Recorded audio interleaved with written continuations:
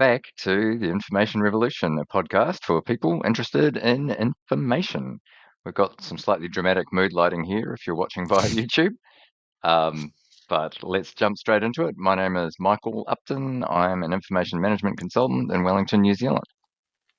And I'm Judi Vernau. I'm an information architect and I'm also in Wellington, New Zealand. And I'm Karl Melrose. I'm an information management consultant working out of Adelaide in Australia.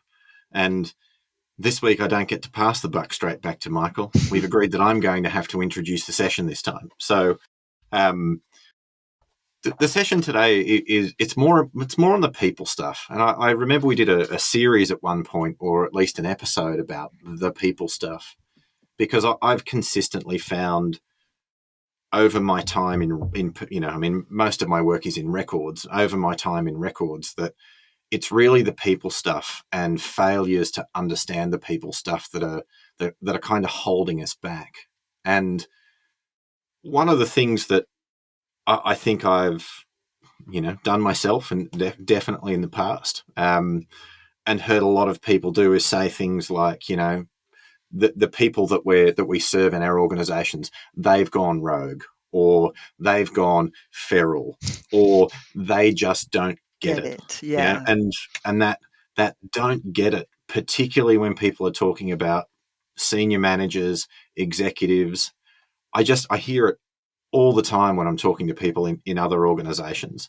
And, as I said, absolutely done this myself in the past. So this is not throwing rocks or mud at anyone. This is something that I think I've done in the past that I think I would, if I had my time over again, I would stop doing sooner. But it's just that idea that people go feral or go rogue or don't get it. Because generally what we do when we say that is we excuse ourselves from having to understand why they are doing what they're doing. We kind of say, this is what they're supposed to do, and don't they understand why? And then we go and tell them, and then they don't do it. And then we say they've gone feral, they've gone rogue, or in the case of executives, they don't get it. And again, just to reiterate, that the problem then that it excuses us from having to go and say to them, look, we've asked you to do something like, here, we've noticed you aren't doing it. Can we have a conversation about what's standing in the way? What's slowing you down? Do you not understand it? Does it conflict with things that you're trying to achieve? I think that problem stands in the way of us achieving a lot of the outcomes that we're trying to professionally. And I think that if we started from the assumption that, the people we're working with, they are intelligent and competent professionals who are making good professional decisions based on their own professional judgment, just as we do, and assume that if they're not doing something, there's a good reason, I think we'd be in a better place. And Michael, Judi, I think this was something that you agreed with. Yeah, I would certainly agree with that. And I think I'm probably guilty myself too in previous lives of saying, oh, for God's sake, why don't they just do what they're supposed to do? Or why do they do that? Why do they do that?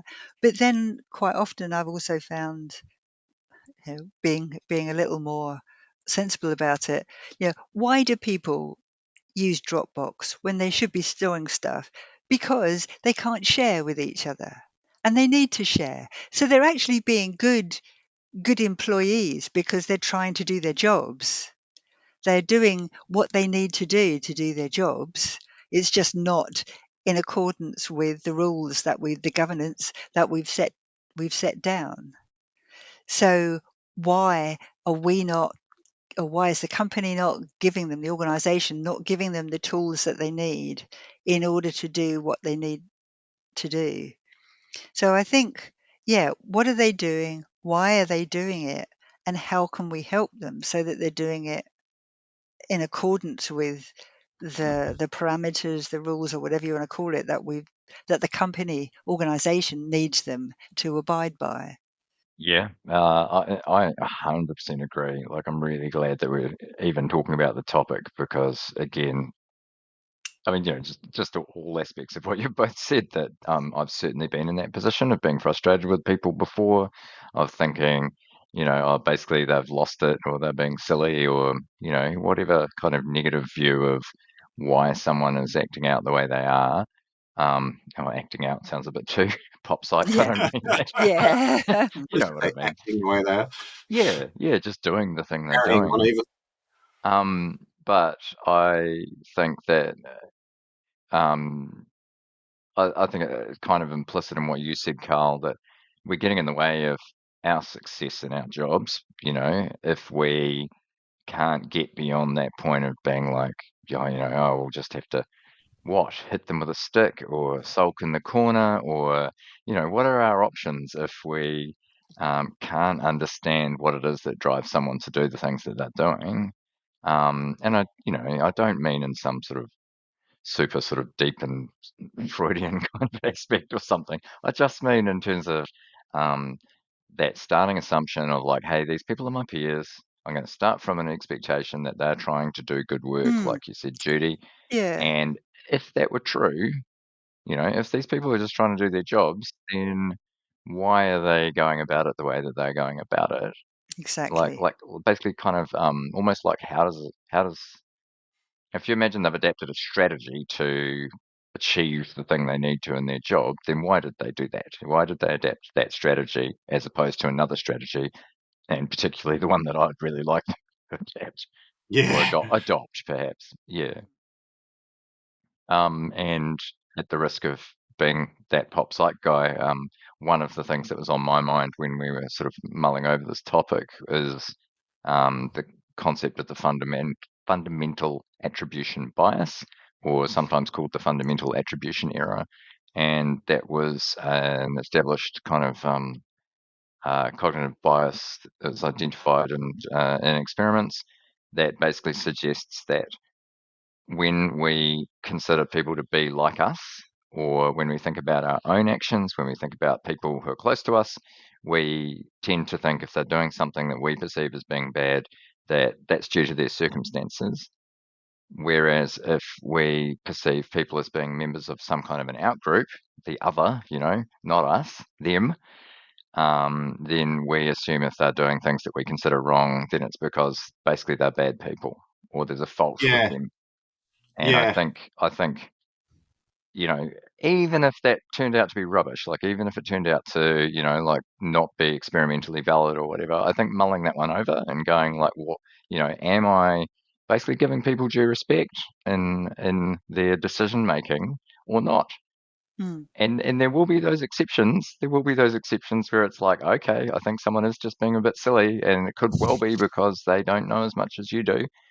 However, the vast majority of the time, I'd suggest it is, back to what you said, Judy, that's people trying to be good employees, trying to mm, deliver on the thing that they are at work to do. Yeah. yeah. And it's, I mean, yeah, it is. I remember reading this it was just funny because we were talking about it, and I'd written a blog post where I'd mentioned it, the fundamental attribution bias, a couple of weeks earlier. And so, I dug out Thinking Fast and Slow, which was where I remember it seeing it the first time. And, that overemphasis of personal factors, this person doesn't get it. They've gone rogue. They're, not very intelligent. And, the underemphasis of, the situational and environmental factors. I mean, the biggest problem for me is that it breaks the feedback loop. If we look at that behavior and we say this person, we remind ourselves that this person is, an intelligent and competent professional making good decisions based on their professional judgment. So if they're not doing this thing, there's got to be a situational reason. Then there's a good chance we're going to go down there and actually say, hey, look, this thing, why aren't you why aren't you doing? And we'll get some feedback. We'll find out that, as you said, Judy, they're using Dropbox because they've been told that they can't do anything on paper anymore, and the mail server has a limit of 5 meg on attachments or something like that, and we're in planning here, and everything is 20 meg plus, and so we're actually asking yeah, people to do something that is yeah, totally, exactly. we've given them conditions that are totally impossible for them to do their job, and they're not being stupid, malicious, anything like that. They're just trying to get the job done and serve the public that the organisation, is there to serve. And it takes techniques like 5 whys, which is just that really simple idea that you've got to ask why 5 times before you really get to the root cause of something. It just takes those sorts of things off the table. And individuals, from an individual situation perspective, that's a bad thing. But with records management in particular, where I spend the vast majority of my time in such a challenging state at the moment for funding, executive engagement and buy-in and all of those kinds of things. I think it's absolutely critical that we're taking in as much feedback as we can. And if we just start assuming that executives don't get it, well, they've got all the money. They're the ones that that we really need them to understand us and understand why what we do is important. And we really need to the thing that we need for them to give us money is we need to understand why they're not doing it. Do they not see value in it? And do they not see value in it because we're asking them to do things that actively work against the things they're trying to achieve? And could we achieve the same outcome through a different process and get the outcome that we need in a way that helps them achieve their goals? Rather than It just takes all off the going in table. and saying you're a load of idiots because you're not doing what you're supposed to do, is Yeah. not going to win you friends in the, amongst the staff, and definitely I not going to win you friends with the people with the, with the checkbooks, etc. yeah, Just yeah, make yeah. it of us. And I think sort of in terms of strategies, less facetiously, if you've presented essentially an argument for why things should be different, and people have just pretty much ignored that, or it hasn't succeeded, then just sort of stopping it. Oh well, I gave it a go, but Yes. they suck. Then well, that's going to be a pretty unfulfilling work environment where you've basically just given it up because you've Mm. decided that you know the people who you need to influence can't be influenced, and it's a problem with them, not you. Yeah. I've banged on about consultative selling before and how I found that really valuable in my day job outside a sales role. I think the idea of, uh, I think I am just regurgitating what you were saying, Carl, but the idea of being able to understand what drives people and, listening, getting Mm. feedback, getting people so that then you can try a different tack in terms of going, hey, I understand why you would be concerned about this, or I understand now what a compelling thing is that I can tell you about. If you do the thing that I'm suggesting that you do, this would really help you in this regard that matters, because now I've listened to you and now I understand what matters to you. Which goes Yeah. back to things that we've said a number of times, but I think particularly I remember sessions near the beginning of these podcasts where we were talking about the information manager's role to help and understand exactly as you've just said, Michael. How can I help you? What can I do to make your life easier? Which is definitely this is what we're talking about now. But it's the what we're talking about now is the attitude that you bring to that, I guess. Yeah. Yeah. But yeah.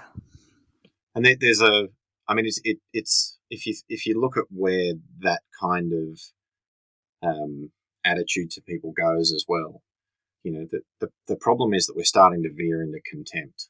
We're starting to be a little bit contemptuous of people because they don't get it. Which is another way of saying they're not smart enough to understand whatever it is that we understand. And one of the things we should remember before we do that is that these are often very senior managers, and while some of them may not have got there through some kind of merit, they are still carrying big priorities around, and they are really trying hard to grapple with the strategic concerns of the world. And that is something that, if you've ever been in that seat, if you've ever owned your own business at some point, that is not a trivial thing. It's stressful and it's hard. And if we allow ourselves to feel contempt for those people, contempt, there is so much research in psychology about contempt as the relationship killer. As soon as you feel contempt for someone, your relationship is just over. There's a fantastic study actually. There's a guy in I think it's Denmark, and basically he's been researching relationship breakdown for about 40 years, and they did a sort of long-term predictive test on him at one point, and they basically got him to sit with married couples and then predict whether or not they would be that their relationship would continue, and it was over a 5-year period or something like that. And then literally went down the road, waited 5 years to look at his prediction accuracy. 93%. That's the top of my head number. And all he does is look for contempt in the relationship, because as soon as he can see, the research about contempt Right. is so strong. As soon as you have contempt for someone, your Yeah. relationship is just over. And I mean, relationships are ultimately in organizations. I mean, I think I've often joked about this. I'm halfway through a graduate diploma in psychology. I'm most of the way through a master's in what's basically psychotherapy and systems theory. And honestly, I go into large organizations, and the record keep. I feel like the records management and the record keeping knowledge is a tiny little bit of what I actually use. Most of what I'm actually using is the people side of things. It's how to build relationships and help people see the challenges that we have through the eyes of someone who looks at these things as information and records problems. And I think that any time we feel contempt, which is what I think we're doing, with this idea, they've gone feral, they've gone rogue. I think we're cutting ourselves off. And incidentally, the way you actually turn this kind of kind of thing around is it's kind of an affirmation type thing, which feels a bit nerdy, but it's true. Just that reminding yourself when you start to feel a little bit contemptuous for someone that they are intelligent and competent professionals, and making good professional decisions based on their own professional judgment. Just reminding yourself of that when you do start to think, they've gone feral, they've gone rogue, they don't get it. I mean, it's what research tells us is the way to turn this stuff around, and I have used it. I can vouch for that.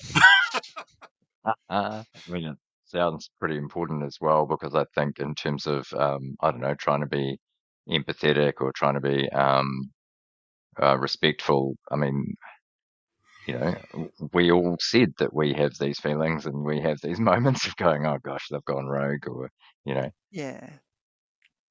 whatever. People have gone astray from the golden path that we're trying to lead them down.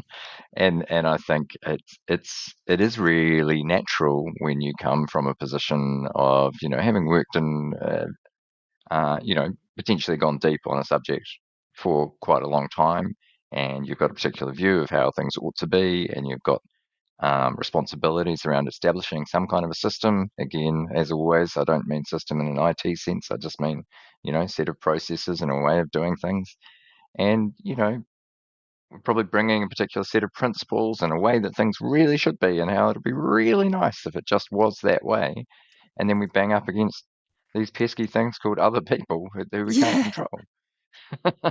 And so I think it is really, it's really natural to be like, you know, grumpy sometimes, just fed up and just like, come on, I wish this was different to how it is. So I think we can extend that same kind of respect and compassion for, you know, our ourselves. That sound lovely? Oh, But yeah. for Yeah. I mean, that is I Yeah. think it is ourselves though that's we're the great loser from that situation too, because right, as soon as we other people like that, as soon as we make that error and we think it's about the person, not the situation, we make a decision to stop learning from them, to stop trying to understand them, which ultimately, I mean, that hurts us, because that just becomes an area of the organization we can't do anything about. Which, I mean, if we were measuring these things and we measured all the people that we decided not to do anything about, I mean, the people that we haven't made that decision about yet, that's as effective as we can be. That's so every single time we do this with someone, we cut off a piece of the organization, and we stop learning. And for me, that's the great catastrophe of it. And every we've just finished off another round of the executive engagement thing that I've been running through RIMPA the last couple of years. And I mean, it's all about understanding the perspective of the other person. Because if you can't understand what they care about, and we kind of use this Venn diagram, if you can't understand what they care about and where it overlaps with what you care about, you just can't be effective. And once you decide that they don't know what they're doing, and that they just need to do the thing you're telling them to do, because once I decide, because I have made this decision in the past to my detriment, once I decide that someone doesn't know what they're doing, and so I'm just not going to engage with them because they're clueless, and if they knew what I did, they just do what I'm telling them to do. um, I stopped learning from that person. I cut myself off from them, and there is no way I'm ever going to succeed with them at that point. And we need to succeed in our organisations. What we do is valuable and important. And I just totally agree with all of that, and also just a little extra bit. And don't believe what when other people tell you that that group is, or that person, that group, whatever, has gone rogue as well. Because I Yeah. can think of at least two situations where I've been told, "Oh no, they they're trouble," and you go and talk to them, and they're not trouble. They've just never been listened to. Mm, So Right. yeah, just make your own mind up in a I generous think that, way, obviously. Yeah. but I think that listening is Yeah. that listening thing. I mean, is just. I've also found the same thing. There's programs I've been in where um, people had so often they decided someone was a pain, and they had that, and then they'd made this decision they were a pain, and then they'd keep asking this question, and they'd keep giving the same answer, which just for them reinforced that this person's a pain, and they just don't listen. And I've been down to talk to those people, and the question that they were asking wasn't the question that I was hearing. Yeah, sure. And I mean, I was in a workshop on Friday where somebody asked a question and I answered it the same way twice. I'm really tired, so I didn't. I think I like to think if I was more awake, I would have responded to that question. The second time it was asked, I would have realised that I obviously didn't answer it, and repeating the same answer back to that person. I think it was who, I'm not sure if someone said something about doing the same thing expecting different results. I'm kind of the poster child for it that day.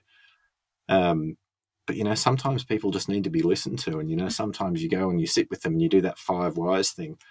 I have found that I don't think I've found a single person who couldn't be turned around, or in an absolute worst case scenario, I have found once or twice that this thing is kind of just physics. There is just an actual reason why the two things we're trying to do are completely incompatible. They are never going to work, and until something fundamental and underlying, almost legislative, changes. And so, until those things change, we just can't work together. But that really makes it about the situation, the environment, and I mean, for me, that's a if you can get to there, I feel like you've kind of done your job. The nice thing then though too is that they know that, you know that, you can be friends, and when something changes, well, maybe you can fix it. Like that. But Yeah, yeah. Yeah, I think another way I've seen this come up is if I look at guidance and I look at sort of direction setting stuff around, hey, this is how we are asking you to work.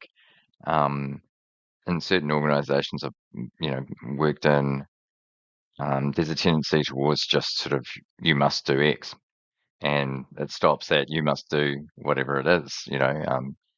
All significant business information must be saved in the appropriate, agreed repository, something like that. Sorry, I'll say one more example. This novel technology is not suitable for saving long-term information. That kind of an idea. Like, oh crikey, we've got this new thing on the environment. We'll just tell people, hey, don't do that. Sometimes that's just kind of like, oh, this is just the mode that we've been trained to write things in. But sometimes that's actually just coming from that position of like, look, our job is to just know best. And so we'll just tell you and you bloody well stop. you know, you just get in line.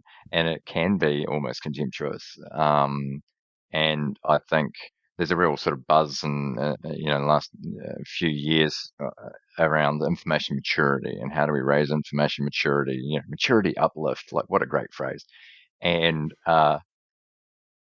you're never going to raise anyone's maturity if you just say no or stop or this one, not that one, but you don't, you don't explain it at all, and I think if you can provide compelling um, evidence or reasons or examples, or even demonstrate that you've thought about the fact there's multiple ways to think about this thing, and you're saying, look, on balance, we think this is the best thing to do, then, I think that's such a um, more inviting way to put guidance to people, because it's not sort of being like, no, you big dummy, just do X, and it's not like a big sort of thou shalt sort of, the Sermon on the Mount. Hang on, is that even the right thing? Mm. Anyway,